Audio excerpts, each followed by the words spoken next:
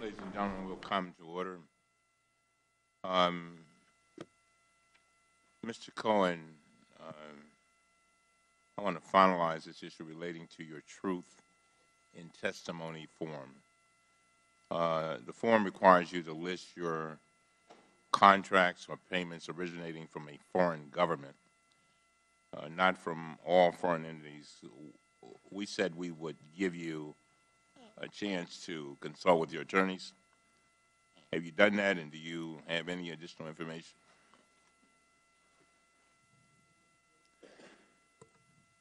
My 4 attorneys continue to believe, as they did before, that the language of the truth in testimony form, which I was given and signed just right before this hearing, and which requires disclosure of any contracts or payments from foreign governments in the last 2 years, did not apply to my work for BTA Bank, which is a Kazakh-owned entity. They advised that had entities been intended for disclosure, that word would have been in the disclosure definition. However, if the committee's counsel has a different view that I should disclose my contract with BTA Bank, we'd be willing to do that. All right. Now, Mr. Chairman. Let me finish. Sure. I want to understand clearly, you sought the advice of your counsel, is that right? That's correct. And your counsel advised you to say what you just said, is that right? That's correct. And you know that to be the truth, is that right? Yes, sir. I will yield to the gentleman from I thank the chairman for his courtesy. Mr. Chairman, instead of making points of order and going back and forth on this, perhaps a way to solve this is for the chairman to request Mr. Cohen give to this committee all the foreign payments that he has received over the last 2 years, whether they're an entity or a government, because we have strong belief, Mr. Chairman, there's over $900,000 that came from the government of Kazakhstan on behalf of Mr. Cohen, and it is either the truth or the whole truth or nothing but the truth. And the rules, Mr. Chairman, really look at foreign payments that come from or with foreign governments. And the bank he's talking about is owned 81% by the Kazakhstan government. reclaiming my time, and then we're going to move on. What I will take, first of all, let me be clear. I said to Mr. Cohen that if he came in here and lied, I would nail him to the cross. Didn't I? Did I tell you that? Yes, you did more than once. All right. So if there's any ambiguity, I want that to be cleared up. I have no problem in working with you to make sure that's straightened out, because I don't want it to be a thing where he thinks one thing, we think one thing, and we can clear that up. All right. All right. We have a number of members that have been waiting. But just on that subject, Yeah. Mr. Chairman, I don't think we should limit it just to the BTA Bank, which has the affiliation with Kazakhstan. I think we should also look at Korea Aerospace Industries, one of his other clients, and any other client that's foreign that may have some connection to that respective country's government. I hope him and his attorneys look at all those and we get the form exactly right as Mr. Meadows wants. Reclaiming my time, we will take that certainly under advisement. You are, I'm a man of my word. We will work with you and see what we can do to come up with that. I don't think that it's an unreasonable request. Mr. Guana. Hello? Guana? Yes, yeah. Mr. Cohen, I want to focus my questions on the smoking gun document you have provided this committee. This document is compelling evidence of federal and state crimes, including financial fraud. You provided this committee with a check from President Donald J. Trump's revocable trust account, which is marked as Exhibit 5B. It is a check for $35,000, and it is dated March 17, 2017, after the President took office. It's right now on the screen. Do you see it, sir? Yes, sir. To be clear, the Trump revocable trust is the trust the President set up to hold his assets after he became President. Is that correct? I believe so. Do you know why you were paid from the trust as opposed to the President's personal account? I don't know the answer to that. Did you think it was odd that he paid you once from his personal account and then he's paying you through the scheme of a trust? I'll be honest, I was just happy to get the check. Today you testified that the check was signed by Donald Trump Jr. and the Trump Organization CFO, Alan Weisselberg. Is that correct? That is correct.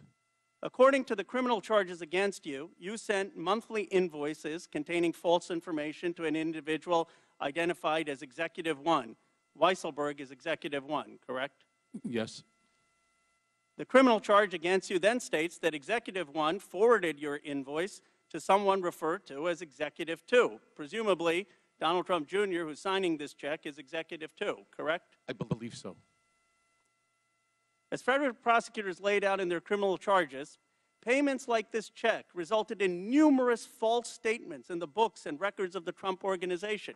And it's important for the American public to understand this. Nothing to do with collusion. This is financial fraud, garden variety financial fraud. It was disguised as a payment for legal services to you. But this was not a payment for legal services, was it, Mr. Cohen? No, sir. It could give rise to serious state and federal criminal liability if a corporation is cooking its books. Based on your testimony today, Donald Trump Jr. and Alan Weisselberg directed this payment to you and approved this payment. Is that right?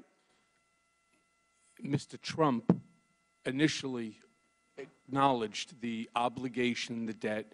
Myself and Alan Weisselberg went back to his office, and I was instructed by Alan at the time that they were going to do this over 12 installments. And what he decided to do then was to have me send an invoice, in which case they can have a check cut. And then, yes, the answer would be yes to your follow-up. And Donald Trump Jr. obviously signed off on this. Yes, well, it would either be Eric Trump, Donald Trump Jr., and or Alan Weisselberg, but always Alan Weisselberg on the check. And you think executive was Donald Trump Jr.? Yes. They knew that this payment was false and illegal, correct? I can't make that conclusion. You told Representative Kelly that the president was aware of this scheme. Is that correct? That's correct. I just want the American public to understand the explosive nature of your testimony in this document. Are you telling us, Mr. Cohen, that the president directed transactions in conspiracy with Alan Weisselberg and his son, Donald Trump Jr., as part of a criminal conspiracy of financial fraud? Is that your testimony today? Yes. And do you know if this criminal financial scheme that the president, Alan Weisselberg, and Donald Trump Jr. are involved in is being investigated by the Southern District of New York? I'd rather not discuss that question because it could be part of an investigation that's currently ongoing. But I just want the American public to understand that solely apart from Bob Mueller's investigation, there is garden variety financial fraud. And your allegation and the explosive smoking gun document suggests that the president, his son, and his CFO may be involved in a criminal conspiracy. And isn't it true, Mr. Cohen, that this criminal conspiracy that involved 4 people, that there's only one person so far who suffered the repercussions, and that's why you're in jail? We'll be going to jail, yes. There are 3 other people, though, who are equally involved in this conspiracy. Is that true? It is true. Thank you, Mr. Cohen. I yield back my time. Gomez. Thank you, Mr. Chair. Mr. Cohen, I'm going to tackle the president's tax returns. During the 2016 campaign, you said you personally wouldn't, quote, allow him to release those returns until the audits are over, unquote. For the record, nothing prevents individuals from sharing their own tax returns, even while under audit by the IRS. Mr. Cohen, do you know whether President Trump's tax returns were really under audit by the IRS in 2016? I don't know the answer. I asked for a copy of the audit so that I could use it in terms of my statements to the press, and I was never able to obtain one. Okay. So do you have any inside knowledge about what was the president's tax returns that he refused to release? I do not. Can you give us any insight into what the real reason is that the president has refused to release his tax returns? Statements that he had said to me was that what he didn't want was to have an entire group of think tanks that are tax experts run through his tax return and start ripping it to pieces, and then he'll end up in an audit, and he'll ultimately have taxable consequences, penalties, and so on. So that's an interesting point, that basically he said he didn't want to release his tax returns because he might end up in an audit. So could you presume from that statement that he wasn't under audit? I presume that he's not under audited. And the reason why I bring this up, because I'm also the only Democrat on this committee that also serves on the Committee of Ways and Means. It's the Chief Tax Writing Committee in the House of Representatives. And it's the only committee in the House of Representatives that has jurisdiction to request an American's tax returns, and that includes the President of the United States. My constituents need to know whether the President has financial ties that are causing him to protect his own bottom line rather than the best interest of this country. Can he be blackmailed because of his financial and business ventures, including by foreign governments? And I know the opposition is the first thing they're going to ask or say is that he released his financial disclosure forms. But I believe that there's other things we can learn from his taxes. Do you have any idea what we can learn in his tax returns if we actually got our hands on them? No, I've seen them. I just have never gone through them. They're quite long. Quite long. One of the things I also find ironic is the way they're kind of attacking you is to undermine your credibility is one of the ways is by saying that you committed bank fraud and tax evasion. And the reason why is a big deal is that it really goes down to a person's character when it comes to taxes. But yet the Republican minority has never asked to see his taxes, right? Something that for 40 years, Democrats and Republicans alike have released their tax returns to prove to the American people that they didn't have financial interests that would be leverageable by a foreign government. But this minority refuses to ask for his tax returns. I also want to kind of go on. I'm noticing a pattern about the president and those in his inner circle. Special counsel Robert Mueller's team has indicted or received guilty pleas from 34 people and 3 companies that we know of, the latest being long-term Trump advisor Roger Stone. That group includes 6 former Trump advisors. It appears that the president has a fondness for entrusting those who will, 1, lie for him, 2, break the law for him, 3, cheat the system for him. Essentially, he wants to surround himself with people who are just like him. Would you agree with that statement? From the facts and circumstances, it appears so. Mr. Cohen, the American people have a lot of questions when it comes to this president, to his conduct. When he went to Helsinki and he bowed before Vladimir Putin. And nobody can really understand why he acts the way he acts. And we believe that the way we get those answers is really looking at everybody that surrounds him, who he's been associated with, and his tax returns, because that is the only way that we can get down to the bottom line. Thank you, and I yield back. Mr. Chairman. Mr. Chairman, I have a unanimous consent request. All right, go ahead.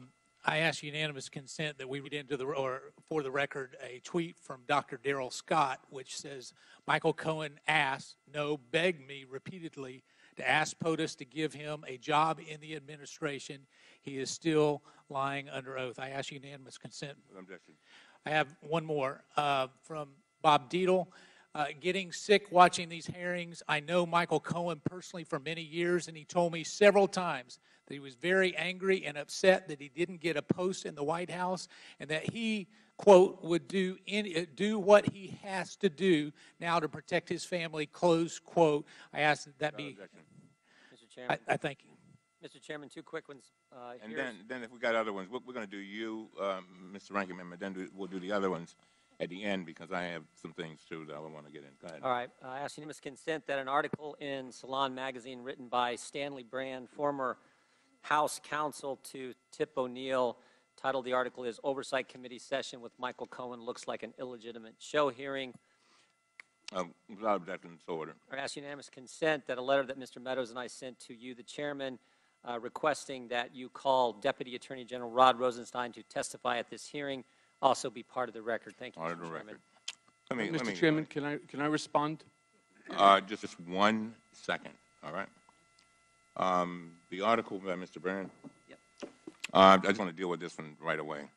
When we saw that article, Mr. Ranking Member, we knew that it was inaccurate. I mean, just on basics. I mean, the cases that Mr. Brand used are definitely distinguishable for what's going on here.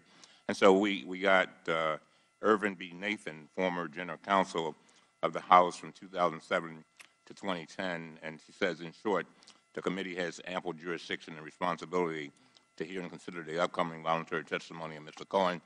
That's dated February 25th, 2019, and I want to enter that into record without objection. So ordered. Where are we? Ms. Ocasio-Cortez. Thank you, Mr. Chair. Mr. Cohen, I'd like to quickly pick up on some previous lines of questioning before getting into my own, so I may go a little quickly to get it all in 5 minutes. First, my colleague from Vermont had asked you several questions about AMI, the parent company of the National Enquirer. And in that, you mentioned a treasure trove, a quote, treasure trove of documents in David Pecker's office relating to information assembled from all these catch-and-kill operations against people who potentially had damaging information on the president. You also mentioned that the president was very concerned about the whereabouts of these documents and who possessed them. Does that treasure trove of documents still exist?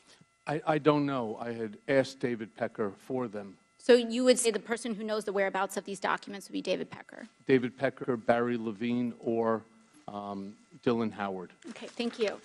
Secondly, I want to ask a little bit about your conversation with my colleague from Missouri about asset inflation. To your knowledge, did the president ever provide inflated assets to an insurance company? Yes. Who else knows the president did this? Alan Weisselberg, Ron Lieberman, and Matthew Calamari. And where would the committee find more information on this? Do you think we need to review his financial statements and his tax returns in order to compare them? Yes, and you'd find it at the Trump org. Thank you very much. The last thing here, the Trump Golf Organization currently has a golf course in my home borough of the Bronx, Trump Links. I drive past it every day, going between the Bronx and Queens. In fact, the Washington Post reported on the Trump Links Bronx course in an article entitled, "Taxpayers Built This New York Golf Course and Trump Reaps the Rewards." That article is where many New Yorkers and people in the country learned that taxpayers spent $127 million to build Trump Links in a, quote, generous deal, allowing President Trump to keep almost every dollar that flows in on a golf course built with public funds. And this doesn't seem to be the only time the president has benefited at the expense of the public. Mr. Cohen, I want to ask you about your assertion that the president may have improperly devalued his assets to avoid paying taxes. According to an August 21st, 2016 report by the Washington Post, while the president claimed in financial disclosure forms that Trump National Golf Club in Jupiter, Florida, was worth more than $50 million, he had reported otherwise to local tax authorities that the course was worth, quote, no more than $5 million. Mr. Cohen, do you know whether this specific report is accurate? It's identical to what he did at Trump National Golf Club at Briarcliff Manor. Do you know, to your knowledge, was the president interested in reducing his local real estate bills, tax bills? Yes. And how did he do that? What you do is you deflate the value of the asset, and then you put in a request to the tax department for a deduction. Thank you. Now, in October 2018, the New York Times revealed that, quote, President Trump participated in dubious tax schemes during the 1990s, including instances of outright fraud that greatly increased the fortune he received from his parents. It further stated from Mr. Trump, quote, he also helped formulate a strategy to undervalue his parents' real estate holdings by hundreds of millions of dollars on tax returns, sharply reducing his tax bill when those properties were transferred to him and his siblings. Mr. Cohen, do you know whether that specific report is accurate? I don't. I wasn't there in 1990s. Who would know the answer to those questions? Alan Weisselberg. And would it help for the committee to obtain federal and state tax returns from the president and his company to address that discrepancy? I believe so. Thank you very much. I yield the rest of my time to the chair. Ms. Presley. Thank you, Mr. Chairman. One more time, Mr. Chairman, I just want to thank you for your leadership and the way in which you comport yourself. And I know there are some that would have you believe that the more you say something, the more true it is. But in fact, this committee, thanks to your leadership and our Democratic majority, has been doing the work of the American people. Before this committee alone, we looked at the issue of making Election Day a federal holiday, reducing drug pricing, and pursued subpoenas to reunite families. And just recently, before we returned here, tried to pass a universal background check gun bill. So we are doing the business of the American people, including today. It has been said that the best sunlight is said to be the best of disinfectants. Electric light is the most efficient policeman. Well, let there be light. Because the point of oversight is for us to pursue the trust, to pursue the truth and justice for the American people, to understand if lies, deceit, and corruption are threatening American democracy and indeed our safety. Mr. Chairman, charities should not be abused as personal piggy banks. It is both against the law and extremely unfair to charities that play by the rules. A line of questioning that we have not yet addressed and we've been glaringly absent in tackling is that of the abuses of the Trump Foundation. Now, the President's Charitable Foundation agreed to dissolve in response to an ongoing investigation and lawsuit by the New York Attorney General.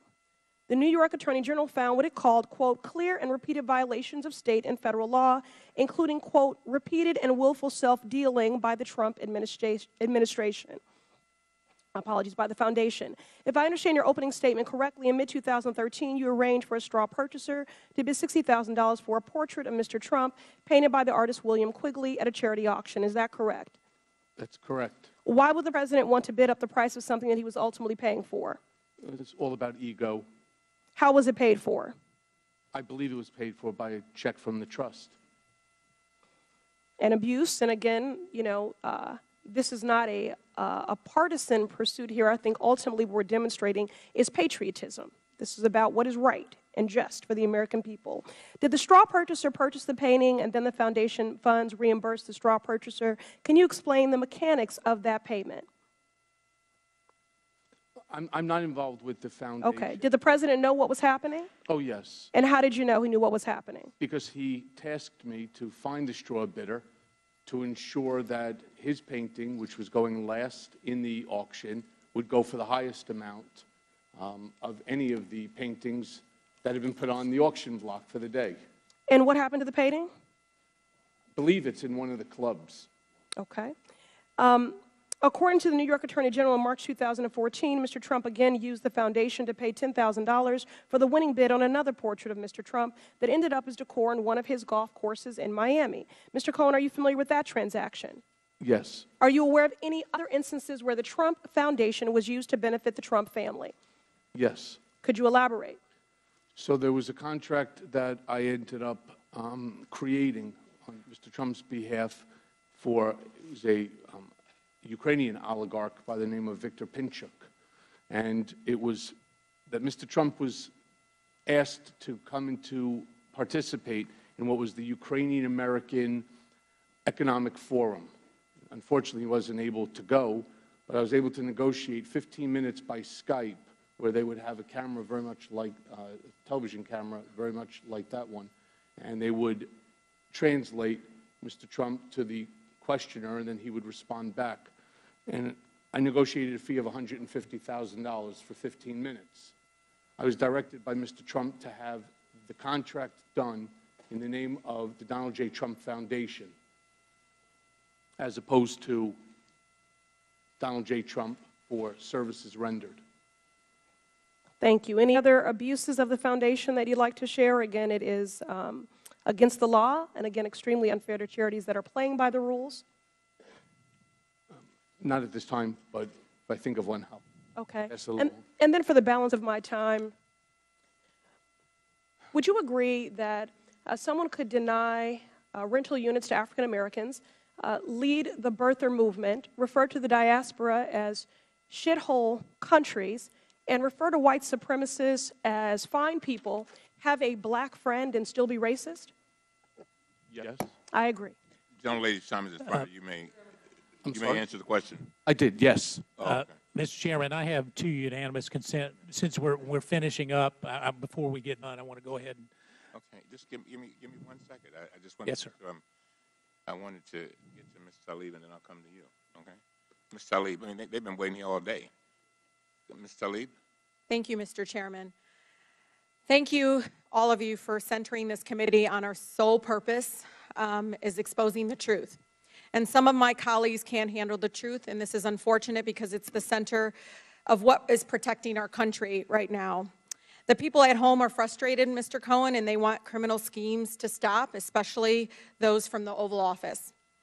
Mr. Cohen, I am upset and know that my residents feel the same way, that a man you worked for the past 10 years is using the most powerful position in the world to hurt our country solely for personal gain. We are upset that some of our colleagues here are so disconnected of what it means to have this President of the United States sending checks to cover bribe payments, not hush payments, bribe payments you made on his behalf. One in 2017 of March, and another August 2017 after he was sworn in as president. They are upset that while my colleagues are trying to discredit your testimony by some of your own unlawful acts and lies, that they are disconnected with the fact that you were the personal lawyer for this President of the United States, that this President chose you as his legal counsel. My stance has always been the same, Mr. Chairman, based on the facts, not on future reports that we're all waiting on. My residents back home don't need a collusion clause with a foreign government to know this President, Individual 1, has disregarded the law of the land, the United States Constitution, and that he has misused his pardon powers. In the sentencing memo, Mr. Cohen, filed by the federal prosecutors in New York in December of last year, they stated, quote, in particular, and as Cohen himself has now admitted with respect to both payments, he acted in coordination with and at the direction of Individual 1. Mr. Cohen, as you know, President Donald J. Trump brand comes first, not the American people. Based on what you know now, based on what we know now, is that Individual 1 used his money, businesses, and platform to enrich himself, his brand, and then the process directed you, Mr. Cohen, to commit multiple felonies, and you covered it up, correct? That's correct. You called it protecting his brand, correct? And him as well.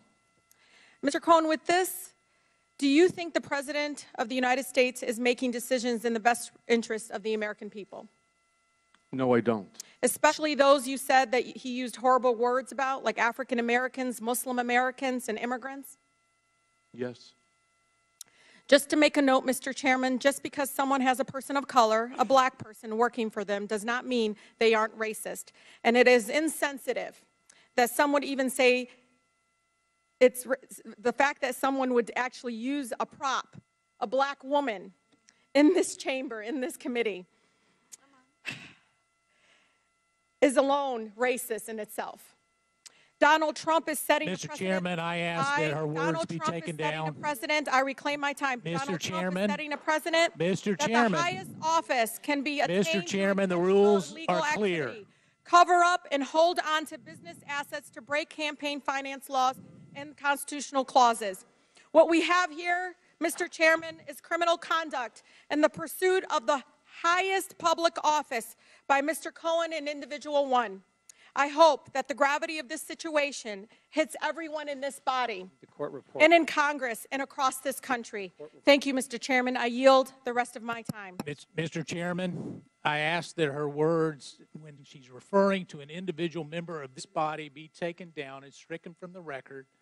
I'm sure she didn't intend to do this, but if anyone knows my record as it relates, it should be you, Mr. Chairman. Chairman, I would like to. Hold on. I want the words read back. No. We want to know exactly what she excuse said me. about a colleague. Excuse me. Would you like to rephrase that statement, Ms. Tlaib? Thank you, Mr. Chairman. I can actually read it from here. Just to make a note, Mr. Chairman, that just because someone has a person of color, a black person working for them, does not mean they are racist. And it is insensitive that someone would even say racist, say say it is racist in itself, and to use a black woman as a prop to prove it otherwise. And I can submit this for the record. If a colleague is thinking that that's what I'm saying, I'm just saying that's what I believe to have happened. And if, as a person of color in this committee, that's how I felt at that moment, and I wanted to express that.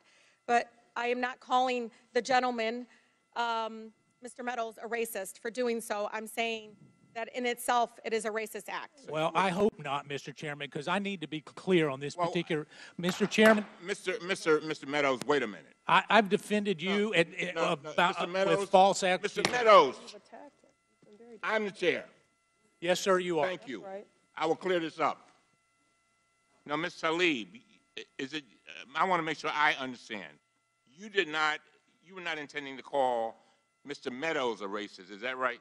No, Mr. Chairman, I do not call Mr. Meadows a racist. I am trying, as a person of color, Mr. Chairman, just to express myself and how I felt at that moment. And so, just for the record, that's what was my intention. All right. Mr. Meadows. Mr. Chairman, there's nothing more personal to me than my relationship. My nieces and nephews are people of color. Not many people know that. You know that, Mr. Chairman. And to indicate that I asked someone who is a personal friend of the Trump family, who has worked for him, who knows this particular individual, that she's coming in to be a prop, it's racist to suggest that I asked her to come in here for that reason. Mr. President, the President's own person, she's a family member. She loves this family. She came in because she felt like the President of the United States was getting falsely accused. And Mr. Chairman, you and I have a personal relationship that's not based on color. And to even go down this direction is wrong, Mr. Chairman. First of all, I want to thank the gentleman for what you have stated. If there's anyone who is sensitive with regard to race, it's me. Son of former sharecroppers that were basically slaves. So I get it. I listened very carefully to Ms. Talib, and I think, and I'm not going to put words in her mouth, but I think she said that she was not calling you a racist. And I thought that we could clarify that. Because, Mr. Meadows, you know, and of all the people on this committee, I've said it and got in trouble for it, that you're one of my best friends. I know that shocks a lot of people. And likewise, Mr. Chairman. But you are. And I could see and feel your pain. I feel it. And so, and I don't think Ms. Talib intended to cause you that kind of pain and that kind of frustration. Did you have a statement, Ms. Talib? I'm going to yield to you. We No, need to thank you, straighten this Mr. up. Chairman, and to my colleague, Mr. Meadows, that was not my intention, and I do apologize if that's what it sounded like, but I said someone in general. And as everybody knows in this chamber, I'm pretty direct, so if I wanted to say that, I would have, but that's not what I said. And thank you, Mr. Chairman, for allowing me to clarify. But again, I said someone. And again, I was not referring to you at all as a racist. Well, I thank the gentlewoman for her comments. I thank the chairman for working to clarify this, and I appreciate the chairman's intervening. Now, to the gentleman, first of all, thank you for allowing us to resolve that. The gentleman had asked a little bit earlier. I will withdraw my request. Oh, you don't want to do the unanimous consent? I need the unanimous consent, but I think I need to officially withdraw my request that it be stricken from. Go on, withdraw it. You did it? I did. All right, sounds good. Now, I will recognize you for your unanimous consent. I think you want to put in the record some documents. Yeah, thank you, Mr. Chairman. I ask unanimous consent that we put forth in the record the Vanity Fair article, which indicates that Michael Cohen must be the most gifted consultant in America, outlining his insights into government, health care, and policy and real estate. suggesting that it's not a real company, but, and just like he's not a lawyer. Without objection, so ordered. Thank you. I ask unanimous consent that the LA Times article of July 16, 2018, actually be put in the record, which outlines the $1.2 million payment and their misgivings thereafter. Without objection, so ordered. Any other unanimous consent requests? Size. Size. Thank you, Mr. Chairman. I ask unanimous consent to make the February 9th, 2019 Washington Post profile of Michael Cohen titled Michael Cohen's Secret Agenda, part of the record. This story shows Cohen to be a selfish manipulator who is all about himself. It even has a false anecdote about how he once claimed to deliver his own son, his own baby. Without objection, so ordered. Thank you, Mr. Chairman. I ask unanimous consent to make the May 9th, 2018 Washington Post article, South Korean firm paid Michael Cohen $150,000 as it sought contract from U.S. government as part of the record. The article reported Korea Aerospace Industries paid a shell company run by Cohen. Without objection, so ordered. Thank you, Mr. Chairman. I ask unanimous consent to make Michael Cohen's sentencing statement to the Southern District of New York part of the record. The statement establishes that Michael Cohen continues to falsely blame his crimes on blind loyalty to the president, but only Cohen is to blame for his many false statements to financial institutions and the IRS. Without objection, so ordered. I ask unanimous consent to make the August 20th, 2018 CNN article, Fed scrutinizing Michael Cohen's former accountant and bank loans, part of the record.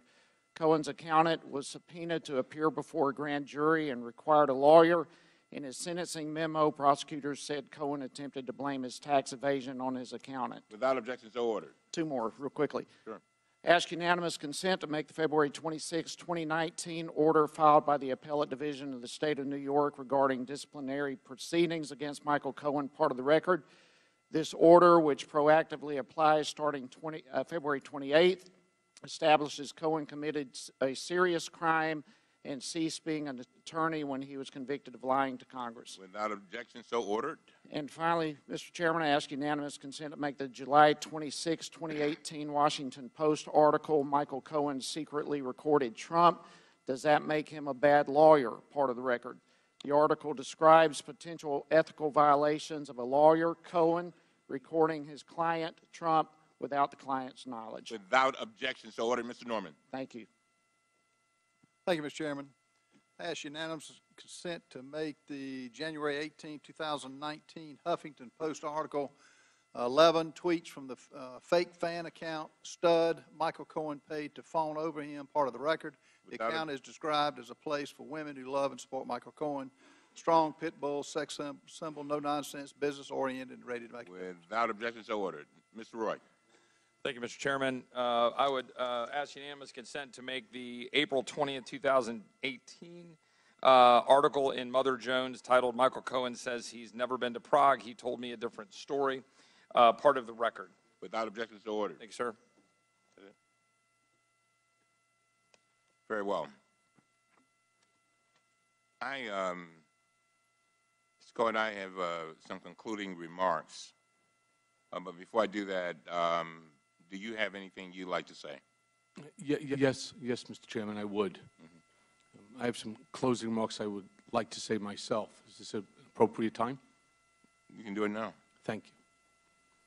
So first I want to thank you, Chairman, because I appreciate the opportunity to share some final thoughts. I have acknowledged I have made my own mistakes, and I have owned up to them publicly and under oath. But silence and complicity in the face of the daily destruction of our basic norms and civility to one another will not be one of them. I did things and I acted improperly, at times at Mr. Trump's behest. I blindly followed his demands. My loyalty to Mr. Trump has cost me everything: my family's happiness, friendships, my law license, my company, my livelihood, my honor, my reputation, and soon my freedom. And I will not sit back, say nothing, and allow him to do the same to the country. Indeed, given my experience working for Mr. Trump, I fear that if he loses the election in 2020, that there will never be a peaceful transition of power. And this is why I agreed to appear before you today. In closing, I'd like to say directly to the President, we honor our veterans even in the rain. You tell the truth even when it doesn't aggrandize you. You respect the law and our incredible law enforcement agents. You don't villainize them. You don't disparage generals, Gold Star families, prisoners of war, and other heroes who had the courage to fight for this country. You don't attack the media and those who question what you don't like or what you don't want them to say. And you take responsibility for your own dirty deeds. You don't use your power of your bully pulpit to destroy the credibility of those who speak out against you. You don't separate families from one another or demonize those looking to America for a better life. You don't vilify people based on the God they pray to, and you don't cuddle up to our adversaries at the expense of our allies. And finally, you don't shut down the government before Christmas and New Year's just to simply appease your base. This behavior is churlish, it denigrates the office of the President, and it's simply un-American. And it's not you. So to those who support the President and his rhetoric, as I once did, I pray the country doesn't make the same mistakes that I have made or pay the heavy price that my family and I are paying. And I thank you very much for this additional time, Chairman. Thank you very much. The ranking member has a closing statement. Thank you, Mr. Chairman. We know Mr. Cohen has been dishonest in the past. That's why he's going to prison in 2 months. But there are things today that he said during the several hours of questioning that just don't add up either. He said he never defrauded any bank when he was having a conversation questioning from Mr. Comer. Obviously, that's not true because he's going to prison for that very offense. He said today he was a good lawyer who understood the need to represent his client with legal advice. But in his written testimony, he said he never bothered to consider whether payments to women were improper, much less the right thing to do. He attested in his signed truth and testimony form that he did not have any reportable contracts with foreign government entities. Earlier, he admitted to having consulting agreements with at least 2 foreign entities owned in part by foreign governments, BTA Bank of Kazakhstan and Korea Aerospace Industries of South Korea. He said to Chairman Cummings that Donald Trump directed him and the Trump Organization CFO Alan Weisselberg to, quote, go back to his office and figure out how to make the $130,000 payment. But in his testimony, he says, Mr. Trump directed me to use my own personal funds from the home equity line of credit to avoid any money being traced back to him that could negatively impact the campaign. And in response to a question about him paying to set up the fake Twitter account at Women for Cohen, that he didn't direct the commission of that Twitter account. He says, I didn't set that up, and it was done by a young lady that works for the firm, when in fact, he did ask the IT firm Redfinch to set it up, according to the owner of Redfinch. And finally, he said he didn't want a job with the administration, even though the attorneys with the Southern District of New York stated that this was a fact. When asked about this, they said, I wouldn't call them liars, but that statement is not accurate. Mr. Chairman, I think maybe more importantly is what we should have been doing today. Mr. Meadows and I sent you a letter asking you to have Mr. Rosenstein here. I think it's important to know that last week when you announced that Mr. Cohen was coming this week, just happened to be the very same week that we learned the Deputy Attorney General of the United States was thinking about wearing a wire to record the Commander-in-Chief, was actually contemplating talking to cabinet members and invoking the 25th Amendment. That's what we should be focused on, not this sad display we've had to go through the last several hours. And again, it's not my words. You can take the words of the former General Counsel for the House of Representatives under Tip O'Neill. So I hope we've learned some things here today. But Mr. Chairman, as I said earlier, your first big hearing, the first announced witness of the 116th Congress, is a gentleman who is going to prison in 2 months for lying to Congress. I don't think that's what we should be focused on. Yield back. Thank you very much. You know, I've sat here and I've listened to all of this, and it's very painful. It's very painful.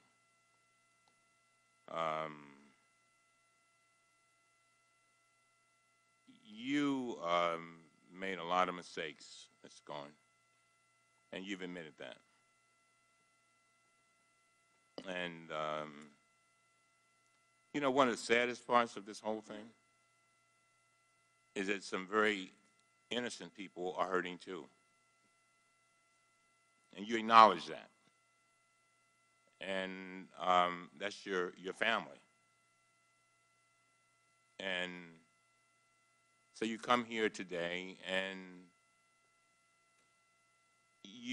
I deep in my heart, after, you know, and when I practiced law, I represented a lot of lawyers who got in trouble. And you've come saying I had made my mistakes, but now I want to change my life. And you know, if we as a nation did not give people an opportunity after they made mistakes to change their lives, a whole lot of people would not do very well. I don't know where you go from here. As I sat here and I listened to both sides, I just felt as if, and you know, people are now using my words that they took from me, that didn't give me any credit. We're better than this. We are so much, we really are. As a country, we are so much better than this. And, you know, I told you, and for some reason, Mr. Cohen, I tell my children, I say, when bad things happen to you, do not ask the question, why did it happen to me? Ask the question, why did it happen for me? I don't know why this is happening for you, but it is my hope that a small part of it is for our country to be better. If I hear you correctly, it sounds like you're crying out for a new normal, for us getting back to normal. It sounds to me like you want to make sure that our democracy stays intact. The one meeting I had with President Trump, I said to him, the greatest gift that you and I, Mr. President, can give to our children is making sure that we give them a democracy that is intact. A democracy better than the one that we came upon. And I'm hoping that the things you said today will help us begin to get back there. You know, I mean, come on now. I mean, when you got, according to the Washington Post, our president has made at least 8,718 false or misleading statements. That's stunning. That's not what we teach our children. I don't teach mine that. And for whatever reason, it sounds like you got caught up in it. You got caught up in it. You got caught up in it. And some kind of way, I hope that you will, I know that it's painful going to prison. I know it's got to be painful being called a rat. And let me explain. A lot of people don't know the significance of that, but I live in the inner city of Baltimore. All right? And when you call somebody a rat, that's one of the worst things you can call them, because when they go to prison, that means a snitch. I'm just saying. And so The president called you a rat. We're better than that. We really are. And I'm hoping that all of us can get back to this democracy that we want and that we should be passing on to our children so that they can do better than what we did. And so you wonder whether people believe you. I don't know. I don't know whether they believe you.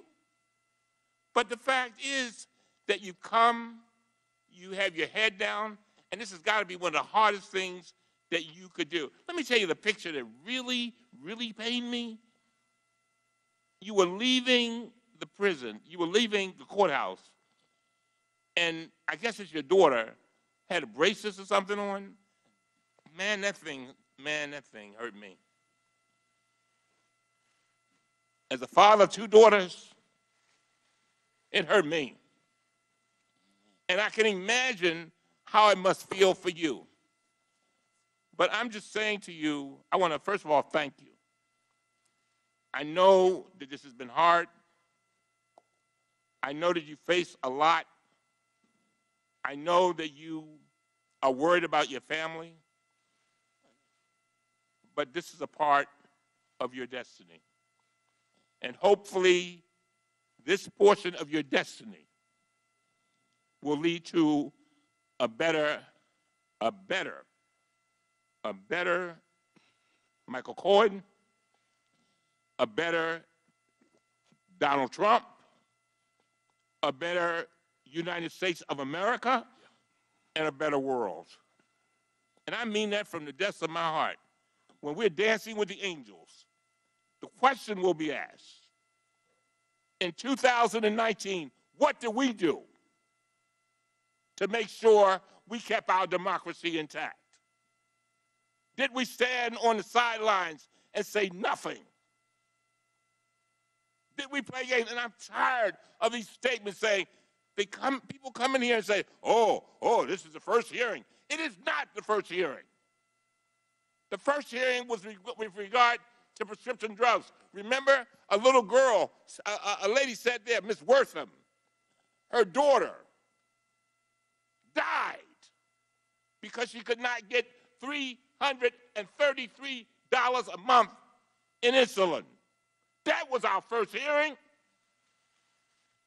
Second hearing, H.R. 1, voting rights, corruption in government. Come on now. We can do more than one thing. And we have got to get back to normal. With that, this meeting is adjourned.